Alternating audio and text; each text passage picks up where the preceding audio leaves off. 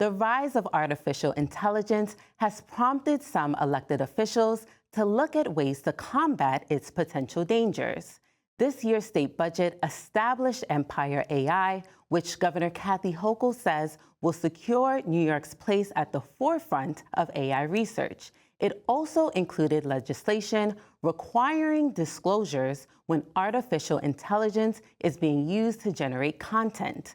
But some lawmakers and advocates argue that there needs to be even more protections. A few months ago, lawmakers in the Assembly held a public hearing focused on consumer protection and safety when it comes to AI. Assemblymember Alex Borres plans to introduce a slew of bills next year aimed at requiring labels on images online so users know when content has been manipulated. For more on those priorities, David Lombardo of the Capitol Press Room spoke with the Assembly member. Here's that conversation. Well, thanks so much for making the time, Assembly member. I really appreciate it. Thanks for having me.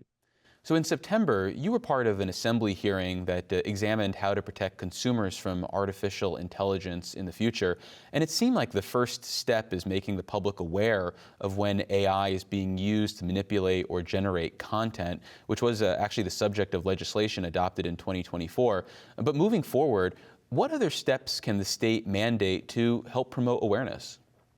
This technology is developing really quickly, and so the actions that the state is going to have to take will also develop really quickly. But we definitely want to do more in encouraging people to know when AI is being used and when it's not being used, so that we know that we can actually trust the images or the information that we're getting.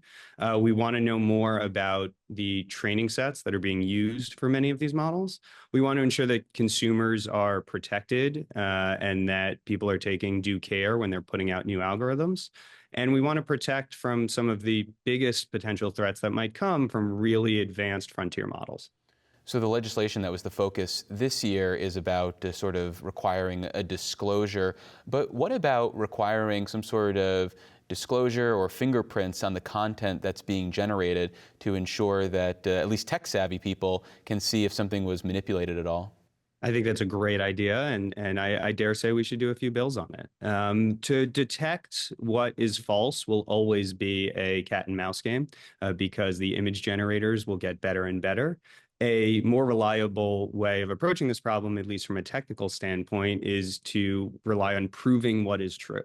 And so there is an open source standard that many in industry have come together to create called C2PA, which can label any image or video with how it was created and any of the edits or manipulations that occurred throughout its development. And so that works for both AI generated content and real content. If we can get to a place where 90 to 95% of images or video have this metadata tag, then everyone will just know, okay, if it's not there, I shouldn't trust it. And that's a much more reliable way to build trust in systems. So I'm actually introducing, whether it's one bill or four bills, four initiatives in order to encourage the use of C2PA, which would either mandate retaining the information or producing the information if you are an AI image generator, and all of the big ones already produce this information. If you're a social media company, you'd have to retain it if users upload it. If you're a government, you'd have to retain it and also produce it wherever practicable. And if you are a statewide campaign, those with truly the resources to do so would have to ensure that every image, whether it's AI generated or not, has this tag starting in the 2026 to 2030 cycle. Well, yeah, it's interesting you mentioned the mandates that you're looking to impose and the different players that you want to impose this on. And because basically these tools can be used by anyone to create or manipulate content, but there really are only a few outlets that can be used for the mass distribution of that content. And I'm thinking, like you mentioned, social media sites as well as traditional broadcasting platforms. So is it fair to mandate this type of disclosure on these platforms, or is there reason to think that they shouldn't necessarily have to be responsible for the content on their sites?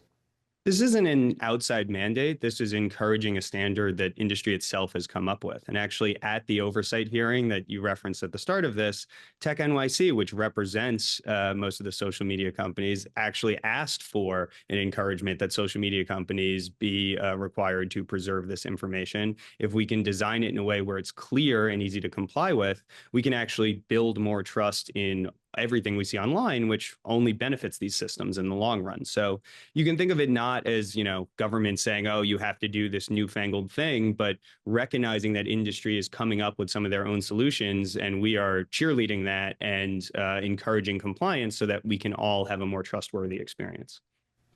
Well, it's interesting to hear you talk about the high-tech industry trying to come up with its own ideas in this area, because tech companies traditionally balk at any sort of government mandates, and we're seeing that play out right now with some efforts to regulate the use of social media tools by young people. So how much deference are you prepared to give some of these platforms as opposed to telling them, no, this is how you're going to go about doing this?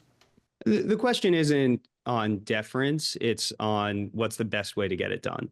And if the comments that we're getting back from industry are, we don't want to do anything here, well, we're not going to give that any deference. If it would be very difficult to comply with this. It'd be very difficult technically to build this into the system. But if we went about it this other technical way, we could achieve all the goals we want. That's really useful feedback. Mm-hmm. So, yeah, as you know, I come from the tech industry. I have written code myself. I want to make sure that the laws we write can actually be implemented. So on that level, I'm going to be listening quite closely. But I think we all share the goals of knowing that when we see an image, we know whether that's true or false.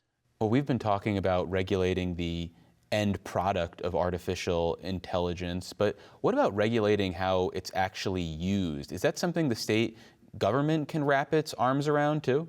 Absolutely. And I think there's going to be two broad approaches to that. One will be specific instances of using AI. So you've already seen many bills proposed, some passed by my colleagues on when AI is used for an employment decision for hiring or firing, regulating if it's used to, if you're signing away your rights to be recreated as an actor or performer, then you need to be represented by a union or a lawyer in that negotiation. You've seen bills about the broad disclosure if it's used as a chatbot. And these are all my colleagues' initiatives that I think are great steps forward.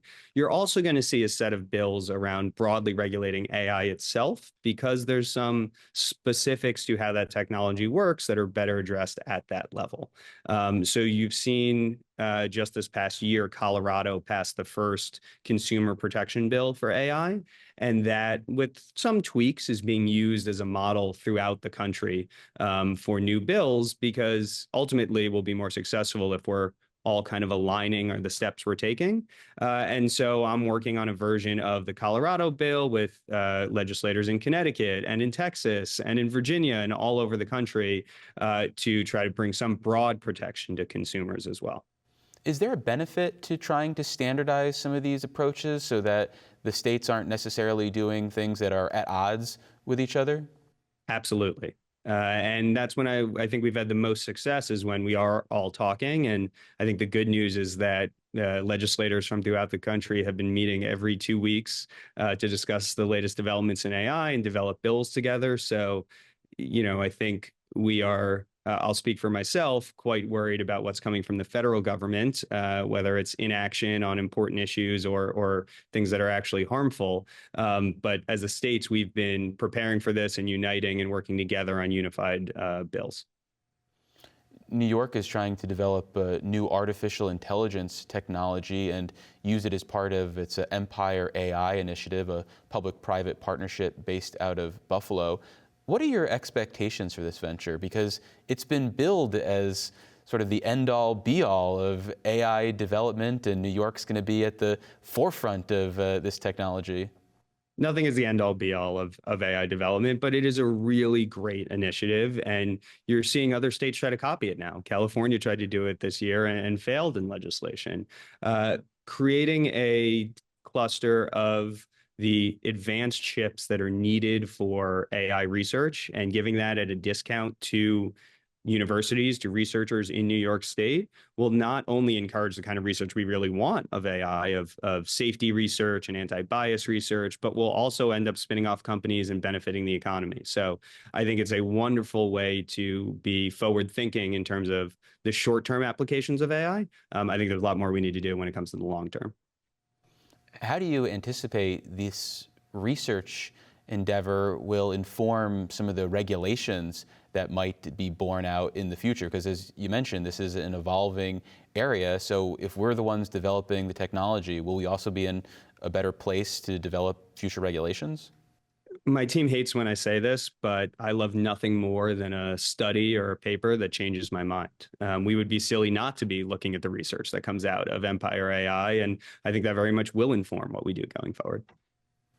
So you mentioned earlier that you have this background with computers. I believe you have a degree in computer science, and you're also one of the younger members of the state legislature. So when you want to take that background and your own interests into these issues, do you feel like you've got colleagues who are receptive to the views and the ideas you want to share and discuss? Or is it sometimes an uphill battle, like trying to talk to your parents about an app on their smartphones?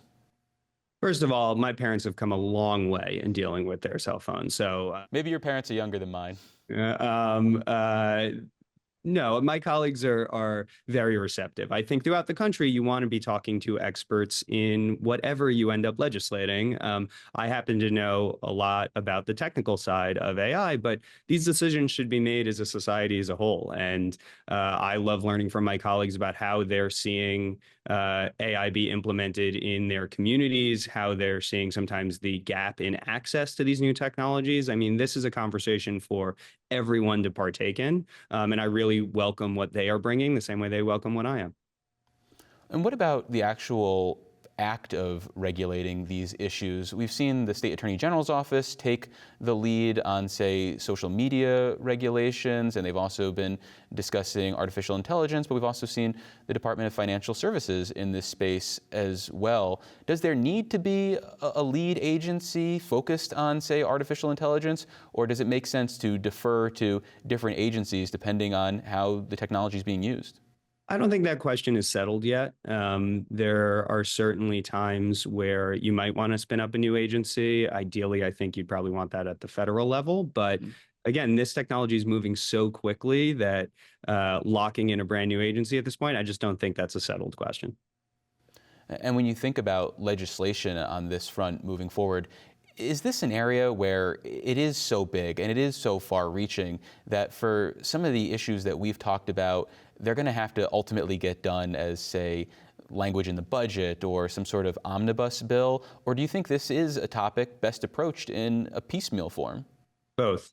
If we're spinning up a new agency, if that's the response, obviously that's a budget conversation. If it's protecting individual uses, that's an individual bill part. But I think we can still do big things through the normal legislative process. I mean, one of the things that I'm going to be focused on this session is thinking about those frontier models, the ones that are really pushing the limitation of what we know and what we can predict, and making sure that everyone that develops them has, at the bare minimum, a safety plan in place that they're actually sharing with a third party and following along with.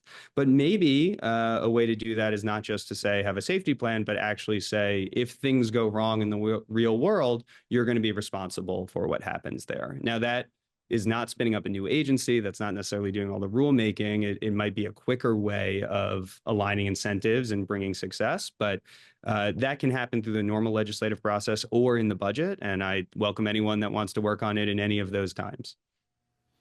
Well, we've been speaking with Assemblymember Alex Boris. He is a Manhattan Democrat. Assemblymember, thank you so much for making the time. I really appreciate it. Thanks for having me.